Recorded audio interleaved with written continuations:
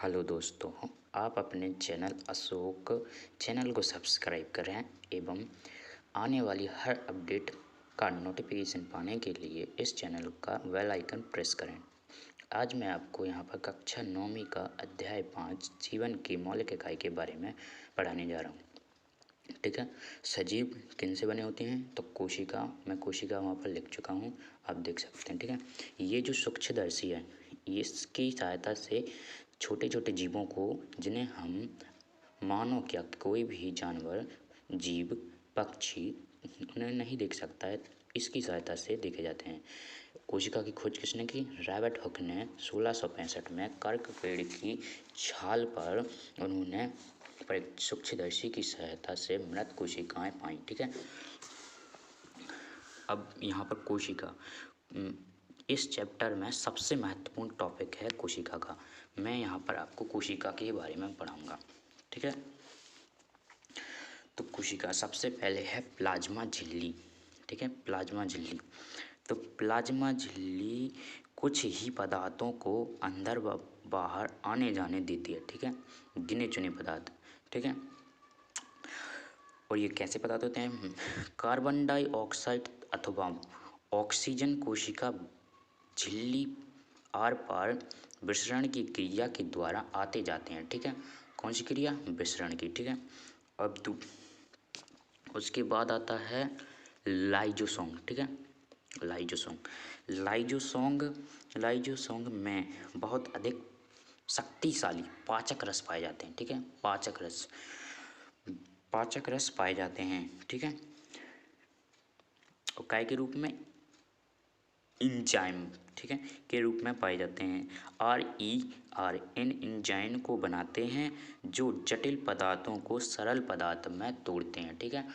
और जो कोशिका के अंदर अवशिष्ट पदार्थ होते हैं, इन्हें यह पाचन कर कोशिका को स्वस्थ व स्वच्छ बनाता है। ठीक है।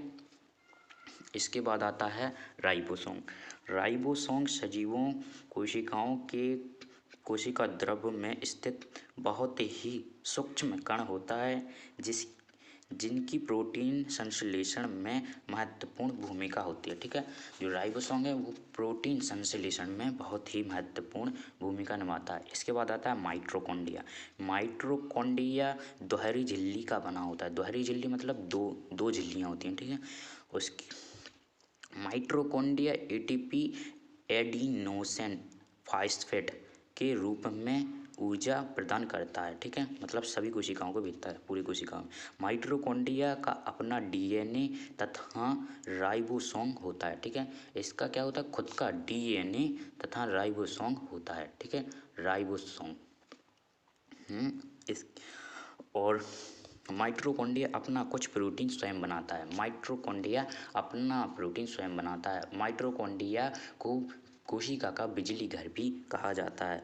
इसके बाद आता है खुरदरी अंतर्द्रव्यी जालिकाएं। यह क्या काम करती हैं?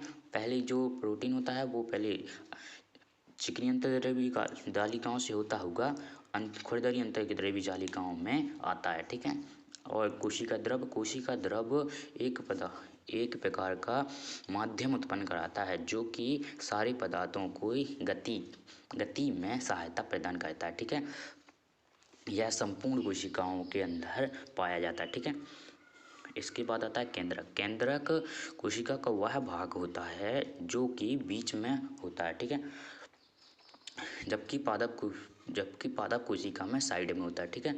जंतु कोशिका में बीच एंगल में होता है और यह पूरी कोशिका पर नियंत्रित बनाए रहता है। ठीक है। बनाए रखता है और एक पीढ़ी से दूसरी पीढ़ी में गुणसूत्रों को स्थानांतरण करता है। ठीक है। ठीक है। और इसके बाद आता है केंद्रिका झिल्ली जो केंद्रक के बाहर पाई जाती है, उसे केंद्रिका झिल्ली कहते हैं। ठीक है।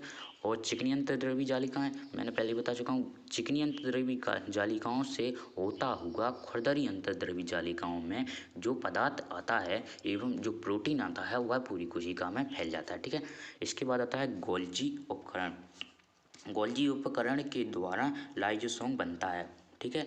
गोल्जी उपकरण के द्वारा ही लाइजोसोम बनता है। गोल्जी उपकरण का काम RER द्वारा बनाए गए पदार्थ को कोशिका के विभिन्न अंगों तक पहुंचाना होता है। गोल्जी उपकरण कैमिली द्वारा खोजा गया था। गोल्जी उपकरण किसके द्वारा खोजा गया? कैमिली। ठीक है, धन्यवाद दोस्तों। इसके बाद मैं आपकी कोशिकाओं के पूरे मतलब जो जिसके अंग होते हैं उनके बारे में आपको बता चुका हूँ।